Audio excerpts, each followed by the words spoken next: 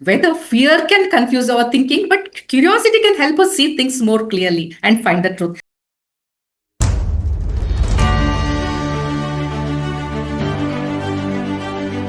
And welcome back to Brunch with Books. This is episode 15, and we are continuing our journey through the Hounds of Baskervilles, but with a twist. We are mapping it with Think Again by Adam Grant. You will be surprised how Sherlock Holmes and Adam Grant connect when it comes to rethinking fear, facts, and perception. So grab your chai and coffee and stay with us till the end because this conversation might change the way you see fear, facts, and the power of rethinking.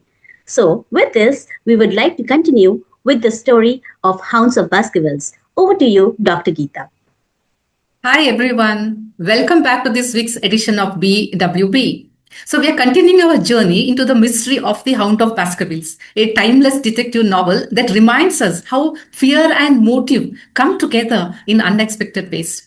So, we explore the chapters 9 and 10, and when we do that, the suspense thickens and the moor slowly begins to reveal its secrets. We must remember, however, that the story is told through Watson's diary entries, which show how deeply Watson has stepped into Holmes' shoes. So in chapter 9, we see that Watson, he had started suspecting Barrymore because he was going around with a lighted candle, wandering on the corridor and going into a particular room. So now he just observes him and he finds that he stands in next to the window and he's signaling someone. So then the next day he goes to that window and he peeps out and he sees that the window has a very clear view of the moor through the two trees. And now he discusses the matter with Henry. And Sir Henry says, yes, I hear some footsteps going in the corridor and now we will catch that fellow. And so that night they hide and they observe and then they catch Barrymore red-handed. So now, and they think that there is some plot that is going on to kill Henry. But Barrymore says he's not going to say anything at all until pressurized. He says, I'm going to leave the position. But his wife steps in and she reveals the secret. She says they are signaling to her brother who is an escaped convict. And there was, like when Henry was coming to that Baskervilles Hall, there was a convoy of police and who were searching for a convict. And here Henry and Watson remember that. So now she says he is my younger brother. He was just like my child and I cannot see him starve. So we are signaling him that food is ready and he is signaling where to bring it. So now after he goes, Henry and Watson, they rush into the moor to catch that convict because they think that he's going to be a nuisance. He's going to be dangerous to the community. But when he sees them coming, he starts to run away. And then, so they are not able to catch him and they come back. Now, after they come back, Barrymore says, no, you shouldn't have done that. And when you catch him and make it known to everybody, we will be in trouble. And he begs them not to reveal it. And Watson and Henry agree. And in gratitude, Barrymore gives them one clue that one lady, Laura, she had written to Sir Charles asking him to come to a particular place where the hound had attacked him. And this, information is useful for Watson. So now he goes in search of that lady. She lives in the next town. And when he goes and meets her and he wants to get all the information, she is very evasive. She agrees that she had written to him and that she was going to meet him. Other than that, he cannot get anything out of him.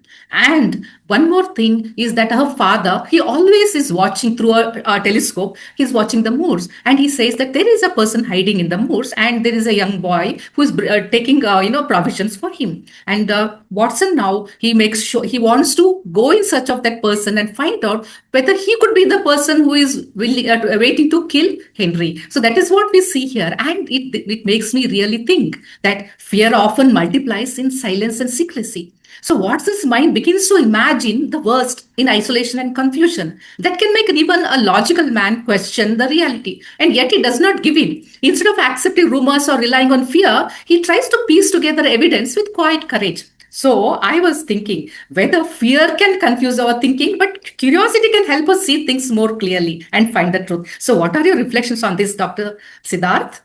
That's an amazing, absolutely beautifully told story. And the incident actually reminds me of my time in US. It was heavily snowing. I was in my house and already had my dinner and I was going to sleep. That was the time when because I was staying alone, it was very difficult to interact with anybody else because we didn't had phones. It was like the times when mobile phones were not there. We had intercoms, and we had pager, which was mostly used for office. So I was going to sleep, and then somebody knocked at my door. It was late night. I couldn't see who is there. I tried to go to my, near my window and try to see who is there. I was seeing somebody dark and tall, and somebody who is wearing, those heavy jackets, coat, overcoat. I couldn't see anything about their face, so I was not sure who was it. And that person was knocking at my door. I tried to ignore, and then I thought, okay, what is at this time? Why would somebody knock at my door? I was done with my office discussions, and nobody from my office would be coming. So I was little curious and mostly afraid of who is this person, and that is why I was not ready to open the door. The person was loud, open the door. And then I was like, okay, something is very fishy. I don't know what is going to happen. And I mustered a little bit of courage, and then I opened the door a little bit like this. Who is it? And I shouted, so that it is not like fully open, but then I shouted and tried to ask. And that person, he brought his face near to the door. He's a dark guy. And I was like scared. Said, turn on your sports light. I want to, there was a lot of snow there. So he wanted to shovel off the snow. And I was like, oh, okay. And I immediately closed the door and turned on the porch light, and that was it. He was just shoveling off the snow. He was there to help me. But then fear over curiosity, right? Or curiosity over fear. That is, I think this example fits directly here because, we can be afraid of a situation, but if we have enough curiosity, then we can overcome it, or we can try to understand it logically what is going on. So that helped me because I understood that guy is there to help me shovel off the snow, and it was just not from any dacoit or anybody else or thug. It was a normal man trying to help me out. And with that example, I'll give to Shitapa. What's there from your side, Shitapa? That was an hilarious and nice example from your my life, and as always a very interesting one, another interesting one. And of course fear can create so much of confusion. I have one more from the pandemics of during the early months of COVID-19 pandemic, messages claiming that drinking hot water, garlic, etc. could kill the virus, and that was widely forwarded on WhatsApp. And these remedies had no scientific backups, and they were spreading like wildfire, causing people to panic, and they were stocking supplies. And actually they were not following the medical advice rather. And why did it spread? What I feel is like it was sounding logical and harmless, and they played on fear and urgency, like if we don't do, we might have it. And people trusted because it came from friends and family rooted in their culture, just like villagers in Hounds of Baskervilles fear that mythical hound without questioning its existence, and people accepted these false remedies without checking the facts. So fear overpowered the critical thinking, which should not happen in real life.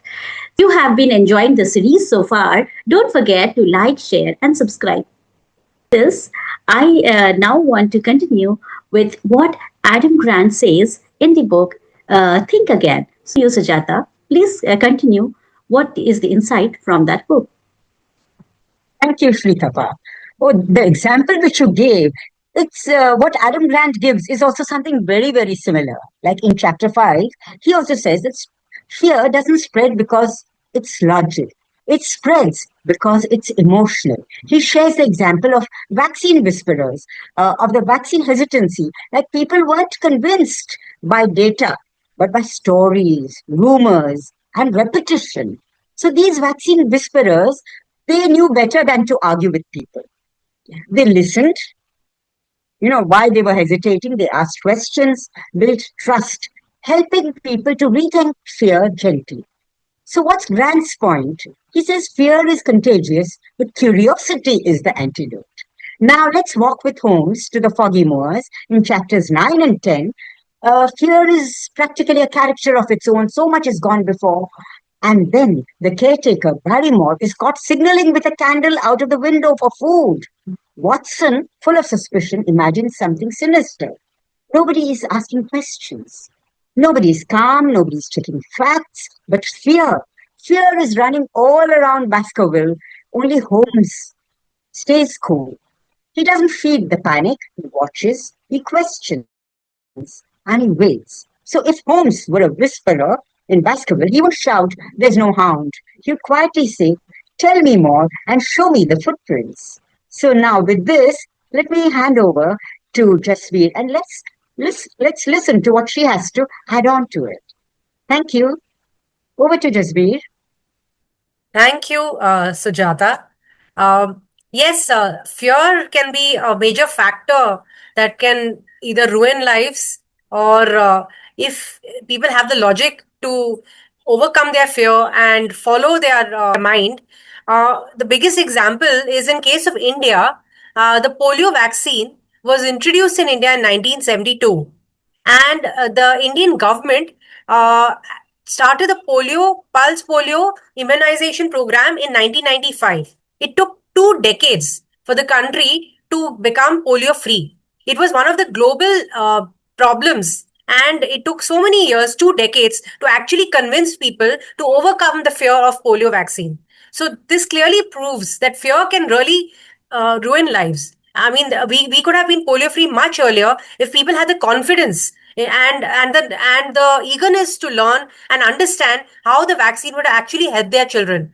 So that's how fear can really affect us. And now I will hand it over to Dr. Geeta to tell us about the story further. Over to you, Dr. Geeta. Thank you. Thank you, Jasveer. I agree with you totally. Fear can ruin lives. It can make a person, feel dumb because they start to believe in fear and not on logic.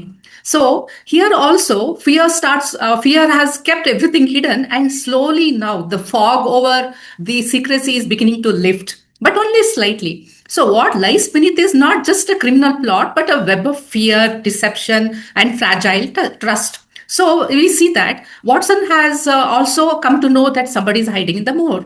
And when they had gone after Selden to catch him, he had heard the hound howl, and Sir Henry was so shaken. And at that time, Watson had seen some figure, a shadowy figure, standing on top of the cliff. But he didn't mention it to Henry because Henry was so much shaken up. But now when Frankleton has told him by watching through the telescope that he has seen somebody taking the food for someone hiding there. So now he decides to go and find out who it is. So he goes to the caves there on the moor, and then he searches, and then he finds that the boy had left food and some letter there which has written, Watson has gone to meet Laura. So now he is very sure somebody is keeping an eye on him. So he hides there and he waits. And his surprise, his fear turns into surprise when it turns out the person hiding there was Holmes himself. And, he's very much shocked. He's also hurt, but he understands why Holmes has done that. So now they connect there, and they both come to exchange ideas, and they realize that it is Stapleton who was very jealous of Henry having close relationship with his sister Beryl, because Holmes says that it is not his sister, it is his wife. Now everything starts to fall into place.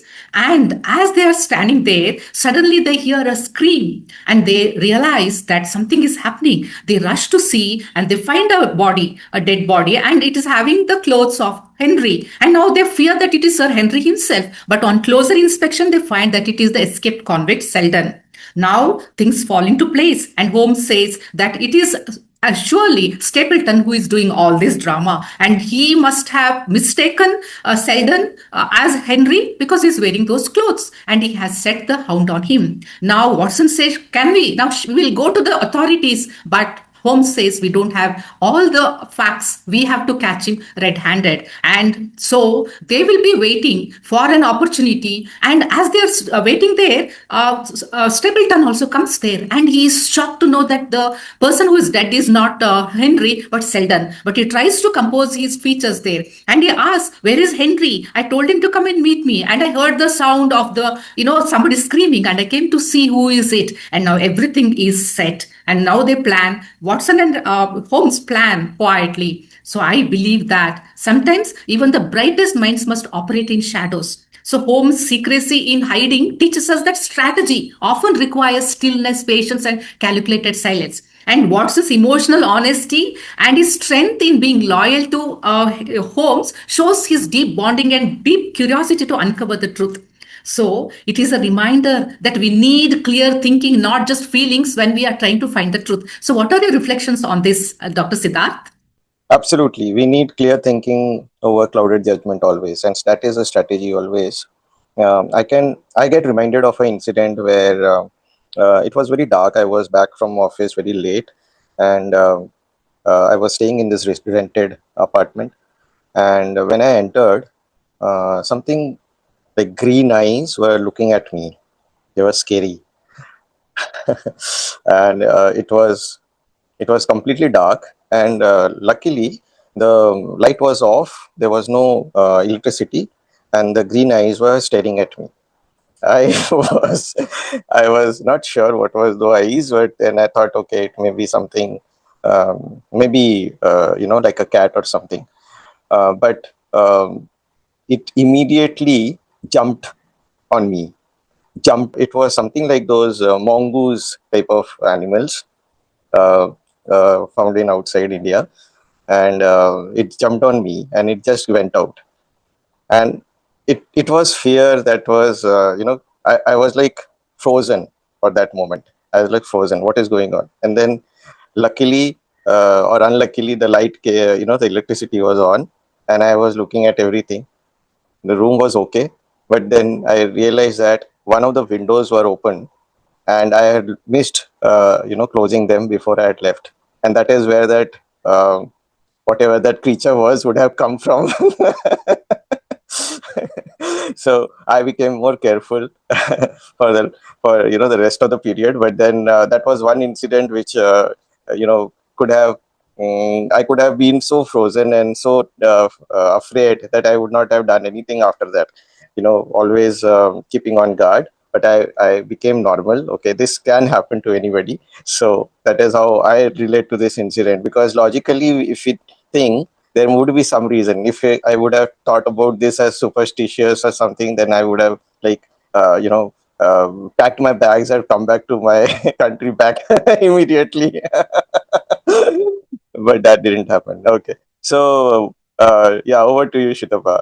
What's there in your story? That's another funny incident from you, Siddharth. And I can imagine your situation at that moment. Fear must have been at its peak, but you handled it so well with your calm and peace, and didn't run away from the country. That's where shows that you were strategically thinking and applying that, okay, this can be just one of the cases. You have been enjoying the series so far. Don't forget to like, share, and subscribe. And with this, I have a very, common example, which many of us do feel is like, suppose your close friend doesn't reply your message for 1 or 2 days, and we feel like, we start judging, like maybe the person is ignoring me or is not, answering me. I'm not the priority anymore, or something like that comes up in mind. And, with strategic pause and honestly checking that person after a while, we will discover that maybe that person was overwhelmed with work or something, or unwell. So here the insight I think we should get is the pause in judgment and create that space for truth, because strategy builds that connection and not conflict. Otherwise, you will be thinking something else and whole lot of thing, and then you will get the truth later on, which is of no use. Judgment can wait. So with this, I pass it on to Sujata to understand more about what is Adam Grant telling about this. Yes, thank you, Sritapa. That's just what Adam Grant says. The judgment can wait, but strategy can't. So, in chapters 11 and 12, also we see that, the favorite lesson, my favorite lesson from Think Again is confident humility. Adam Grant, he says that smart people don't jump to conclusions. They hold their judgments lightly and ask, what don't I know yet? What more do I need to learn? He shares the story of Daryl Davis, the black musician who befriended the Ku Klux Klan members. Daryl didn't yell, he didn't accuse, he listened, questioned, waited. Over time, some of these men reformed and they handed him their Klan robes, not out of shame, but because he gave them space to rethink. That's strategy, not speed. That's humility, not arrogance. Now back to Holmes in the chapters 11 and 12. Does he rush to solve the case? No. Does he march on to the moor to declare the villain and demand applause? No, not yet. Instead, he sends Watson to Baskerville Hall to observe quietly. Holmes holds back, hiding in the cave and observing quietly without anybody knowing. He's confident he'll solve it, but humble enough to know. Not yet. More clues needed. That's why Holmes wins. He lets strategy lead, not ego, not fear. So, as we read on, whether it's Sherlock Holmes or Adam Grant, maybe this week we can all ask, am I reacting to the legend of the Hound, or am I calmly tracking the footprints? Which raised all the fears in everyone's minds. So, with that, I would like to hand over to Jasveer. Jasveer? Thank you. Waiting for you. Yeah. Thank you, Sujata. Yes, I agree. Strategy plays a very important role in creating anything in life or moving ahead. Any kind of action that you want to take and you want it to be successful, a good planned strategy will obviously give us the way ahead. And a very amazing example is of Tata Motors. When they wanted to set up a factory for the manufacturing of the nano car, which was known as the middleman's car, the middle class person's car. It was in a low budget, and it would cater to a large number of Indians in India. And one of the state governments, created a lot of problems, legal issues, and a lot of opposition to having that factory being set up in that particular state. And Tata Motors did not fight at that point in time, but very strategically moved out of the state. And then they were welcomed in another state where they set up their factory in a matter of around 15 months, while it was going to take 28 months for setting up the same manufacturing unit in the other state where they had to withdraw from. So the strategy they followed is they moved into a state which welcomed them, and 15 years later, in 2023, the appellate judiciary decided that they were entitled to compensation, and they received around 776 crores of compensation for having to withdraw from that state. So all this worked on the basis of strategy. They were just humble enough to move out, and then they got rewarded for it, for that strategic decision. So definitely, you put your mind to things, and do not get swayed by emotions, and work on your plans. So I'm sure all these lessons that we learned today are going to help all our viewers. Over to Shitapa for concluding today's episode. Thank you. Thank you, and very well said, Jasbir. We all relate to this incident, and a lot of learning from today's conversation, where we could learn that where we use our minds strategically, we can do much better than immediately reacting on the situation. And from Siddharth, that even when animals jump at him, he is dealing it strategically, guys. So with this, I would like to say that if you are enjoying this conversation till now, then do not forget to like, share, and subscribe us. And before you go, I want to recap the learnings that fear is more contagious. So use your common sense, guys. And judgment can wait, strategies can't. So be wise to take decisions in life. And with that, I conclude today's conversation. See you again next time, same place, same time. Bye. Bye bye. Take care.